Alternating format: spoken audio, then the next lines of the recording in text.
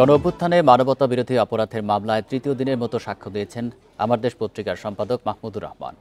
শেখ হাসিনা ছাড়াও এই মামলার আসামি সাবেক স্বরাষ্ট্রমন্ত্রী আসাদুজ্জামান খান কামাল ও সাবেক আইজিপি চৌধুরী আব্দুল্লাহ আল মামুন। এদিকে একই মামলায় সাক্ষ্য দিতে ট্রাইব্যুনালে গেছেন এনসিপির আহ্বায়ক নাহিদ ইসলাম। সাক্ষ্যতে মাহমুদুর রহমান বলেন, ভারত সরকারের তত্ত্বাবধানে শেখ হাসিনা বাংলাদেশকে নিয়ন্ত্রণ করেছে। শুধু জুলাইতে নয়, অন্য সময়েও মানবতা বিরোধী অপরাধ সংঘটিত হয়েছে। এসব অপরাধে ভিন্ন রাষ্ট্র মদদ দিয়েছে বলে জানান তিনি। দুপুরে এসব তথ্য ব্রিফিংয়ে জানান চিফ প্রসিকিউটর তাজুল ইসলাম। আর আসামি পক্ষের আইনজীবী আমির হোসেন বলেন, মাহমুদুর রহমানের সাক্ষ্য মন গড়া। বলেন, শেখ হাসিনাকে নিয়ে বিদ্বেষমূলক মনোভাব থেকেই আদালতে তিনি এসব বলেছেন। এটা তো শুধুমাত্র হঠাৎ করে যে জুলাই আগস্টে তারা মানবতা বিরোধী অপরাধ করেছে তা নয়।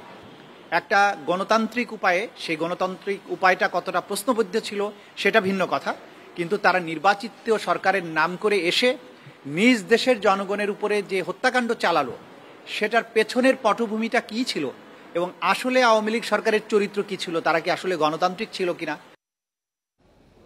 এ বিষয়ে জানাতে ট্রাইব্যুনাল চত্বর থেকে যোগ দিচ্ছেন সহকর্মী জাহিদুল বাশার। বাশার, মাহমুদুর রহমানের তো সাক্ষ্য গ্রহণ শেষ হয়েছে, এ বিষয়ে কি তথ্য আপনার কাছে রয়েছে? আর নাহিদ ইসলাম তো উপস্থিত হয়েছেন, তিনিও সাক্ষ্য দেবেন, সেটি শুরু হয়েছে কিনা?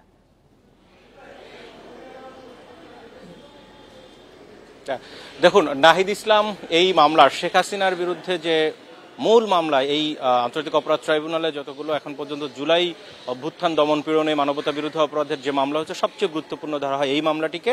এই মামলায় আনুষ্ঠানিক সাক্ষী হিসেবে নাহিদ ইসলামের আজকে সাক্ষ্য গ্রহণ হবে, হয়তো আগামীকালকে জেরা হতে পারে। তো নাহিদের সাক্ষ্য গ্রহণের মধ্য দিয়েই কিন্তু এই মামলার সাক্ষী শেষ হচ্ছে। এরপরে আরেকজন আছে যিনি অফিসিয়াল সাক্ষী যার নেওয়া হয়, তিনি হচ্ছে এই মামলার তদন্ত কর্মকর্তা, তিনি দিবেন।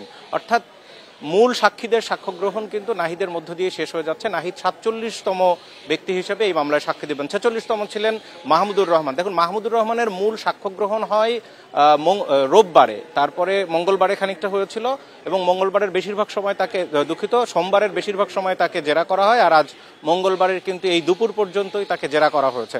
মাহমুদুর রহমানের সাক্ষ্যে মূলত তিনি প্রত্যক্ষদর্শী নন, কিন্তু তিনি একজন বিশেষজ্ঞ হিসেবে তার সাথে অন্যায় আচরণ হয়েছে তিনি দাবি করেছেন।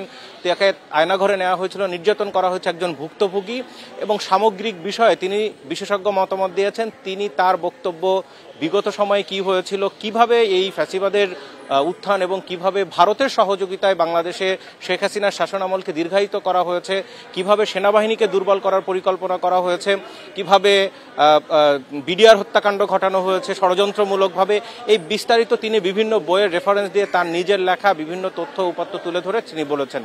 এই প্রেক্ষাপটে শেখ হাসিনার যিনি রাষ্ট্রনিয়োজিত আইনজীবী তার পক্ষে রয়েছেন আমির হোসেন, তিনি তাকে একেবারে গতকালকে এবং আজকে এই অর্ধেক কার্যদিবস পর্যন্ত কিন্তু টানা জেরা করেছেন। বলতে গেলে প্রায় লাইনে লাইনে তিনি তাকে প্রশ্ন করেছেন, জেরা করেছেন। শেখ হাসিনার আইনজীবী তিনি সর্বশেষ যেটা বলছেন যে, দেখুন, মাহমুদুর রহমান সরাসরি কোনো ঘটনার প্রত্যক্ষদর্শী নন, কিন্তু তার বিরুদ্ধে যেহেতু মামলা হয়েছিল তিনি সেই ক্ষোভ থেকে শেখ হাসিনার বিরুদ্ধে সাক্ষ্য দিয়েছেন এবং তার সব সাক্ষী হয়তো সঠিক নয়। তো সব মিলিয়ে এই বিষয়টা এখন স্পষ্ট যে এই যে জেরা এবং মাহমুদুর রহমানের যে সাক্ষ্য, এটি বেশ জমজমাট একটি সাক্ষ্য গ্রহণ করা হয়েছে। এবং এখানে আরেকটি বিষয় খুবই গুরুত্বপূর্ণ, সেটি হচ্ছে আমরা যদি এখানে একটু পরে নাহিদ ইসলাম ঢুকবে এবং সেই কারণে এখানে আসলে রিপোর্টারদেরও অনেক ভিড় জমে গেছে। একটা বিষয়, নাহিদ ইসলামও কিন্তু তার যে সাক্ষ্য গ্রহণ তিনি যেটি দিবেন, অর্থাৎ যে সাক্ষ্য তিনি দিবেন সেখানে জবানবন্দিতে কিন্তু তিনি আগেই পুরো বিষয়টি তুলে ধরেছেন।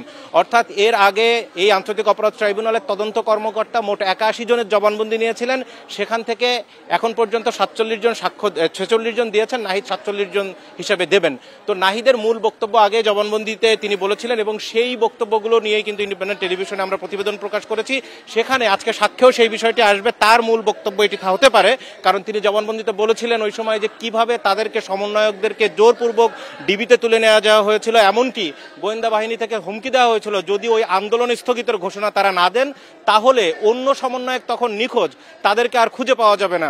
এরকম বিভিন্ন বিষয়গুলো নাহিদের সাক্ষ্যে উঠে আসতে পারে যদি তিনি জবানবন্দি অনুযায়ী বক্তব্য বা সাক্ষ্য আজকে দেন। ট্রাইব্যুনাল চত্বর থেকে জানাচ্ছেন সহকর্মী জাহিদুল বাশার।